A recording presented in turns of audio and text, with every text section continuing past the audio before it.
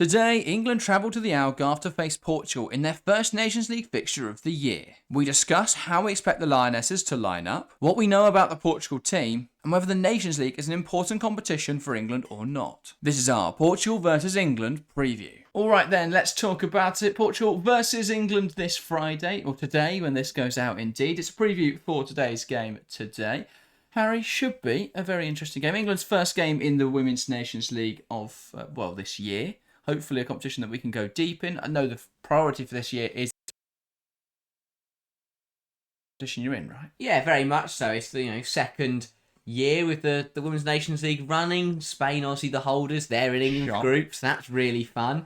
But yeah, as you say, as much as the Euros is the focus, not only is this an important tournament because there is silverware to be won, but it's also really good preparation because these are the only competitive international fixtures England will play between now and the Euros. Obviously, there will be warm-up friendlies, but they're exactly what they're called, warm-up friendlies. Whereas these games are competitive games where... Fluid in the title on those ones. That is true. But points are up for grabs. There's silverware to be won. Two very good oppositions coming up over the next weeks. And Portugal, well, England, I think it's a nice first game to come into, an away trip to Portugal. Lovely place to go. Not that really matters. More focus on the football aspect. But England, it's a team they should be beating. It's a team who will. I like it. It's a really nice fixture because as an England fan, it's a game that will challenge England. But at the end of the day, England are definitely the favourites going into this one. It's quite a condensed Nations League schedule because normally the Nations League you have it in every international break in the men's game, but that takes like a year to do.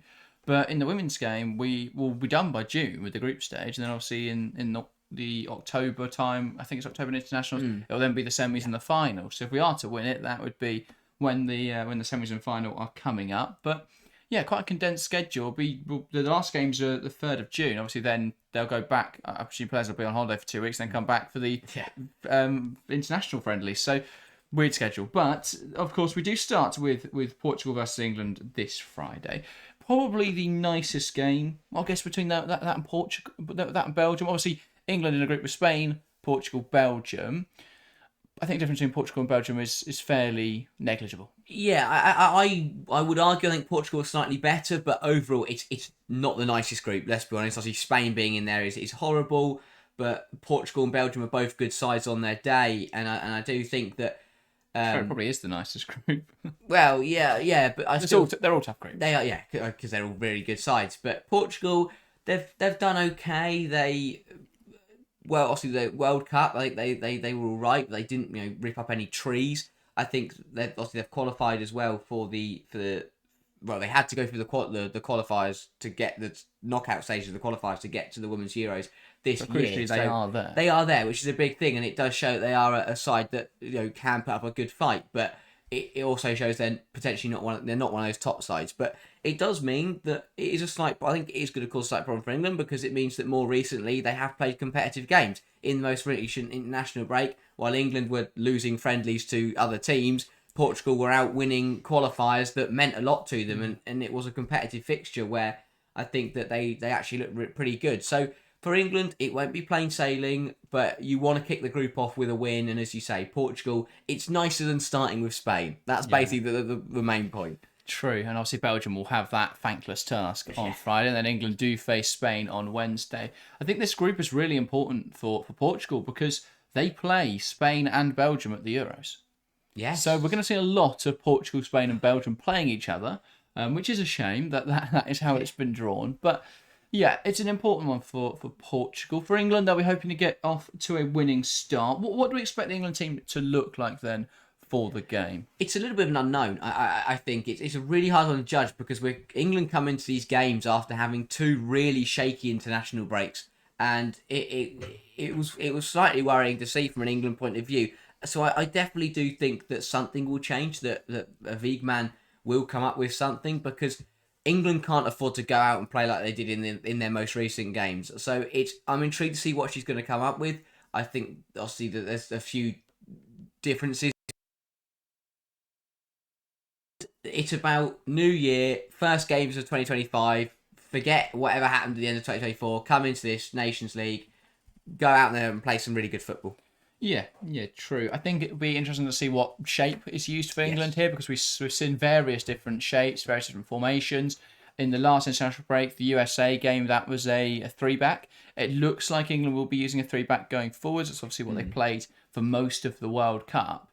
So that's going to be interesting. I do think it limits England slightly because in wing-back areas, you've only really got Charles and Bronze who are suited to those roles. Now, obviously, that depends on who gets called up. If someone like Poppy Pattinson was to be called up, then maybe there's someone else that can cover that role. But they don't really have another left wing-back per se or right wing-back. So it's going to be interesting to see who plays where. I mean, we've seen like Laetitia cover right wing back, which is a bit of an odd fit, but she's a very versatile player. I think we'll probably see a fairly rotated side for the Portugal game. Yeah. With a stronger side then for the Spain game. But it's important to win in the Nations League. We want to stay in the top bracket. We want to be competing in the semis and finals. So it's important to get wins. So there won't be too heavy rotation, much rotation, but there will be a bit, I think. Yeah, as you say, the change to the three back I think makes sense from an England point of view, as they don't have much strength at wing backs, but in terms of overall defensive numbers, England have a plethora of superb world-class centre-halves to play. So it makes sense that Wiegman wants to play all of them, or well, as many as she possibly can. So I understand that from that point of view, but as you say, it does mean that in those wide areas there are a few questions. We could even see attackers dropping back in to play those wing-back roles.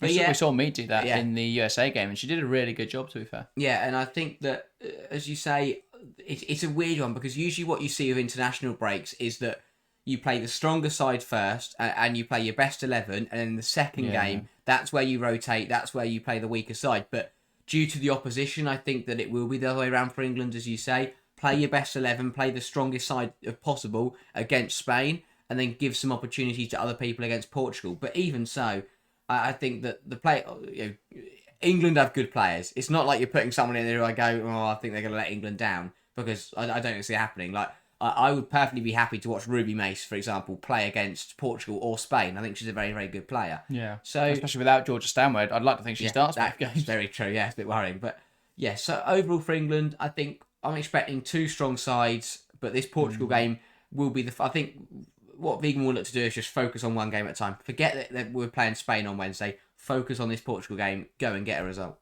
Yeah, indeed. So we'll still run for the team. In goal, would you expect to be Earps or Hampton for both games?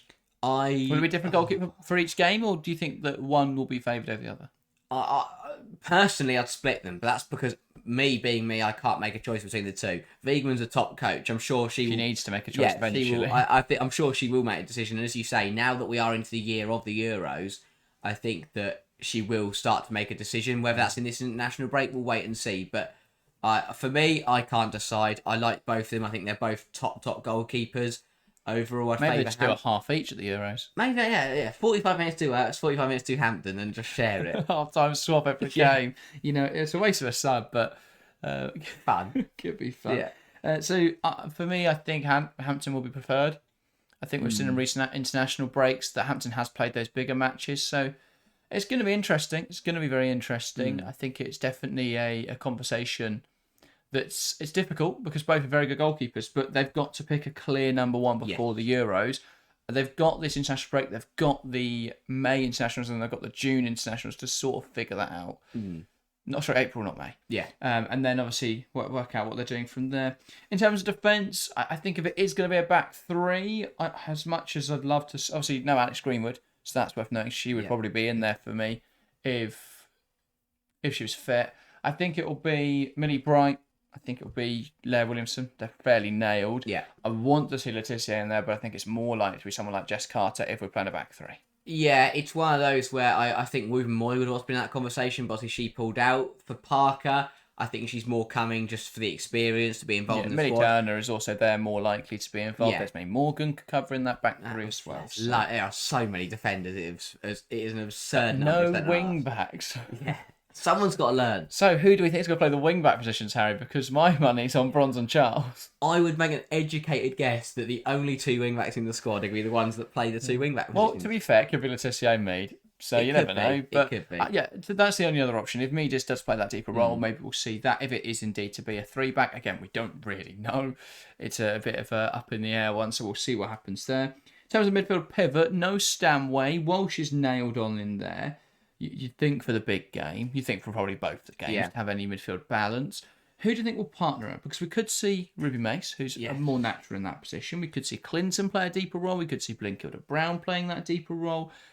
I can't really see Park or Toon playing that role, but out of Clinton, Mace, Blinkilda Brown, who would you have in there alongside Walsh? I would probably say, I think what it will be is I would expect to see Mace in one game and Clinton in the other. I think we Mace against Portugal, And then Clinton against Spain. Spain. Yeah, that would be my best guess. I think that because I'd probably have it the other way around if it was me, because I think in the Portugal game we will have more dominance in midfield, allow Clinton then to push on a bit more. In the Spain game, to have a bit more control, bring in Ruby Mace. Yeah. But that's probably not how it's going to look. I think, it'll be Mace in the Portugal game, Clinton in the Spain game. I don't want to see Walsh touch the pitch, but I think she will play both games for England. Yeah.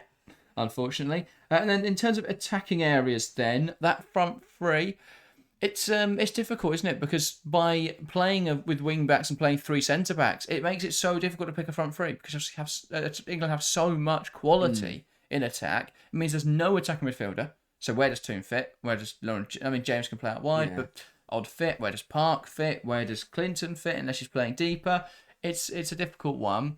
Obviously, they can all play those wide areas, but in terms of who you would expect to see, who do you want to see start Portugal? I think that wide areas. I think LJ will definitely see. I think she'll start. She could be safe for the Spain game though. Not sure she'll start tonight. Potentially, but then who else are you looking at? I think Mead and Paris could be the two wide options. Russo through the middle. Keats being back, but yeah, I mean Russo's nailed on through the middle. For me, that in both games I'll play her through the middle. There's a chance Beaver Jones plays the Portugal game.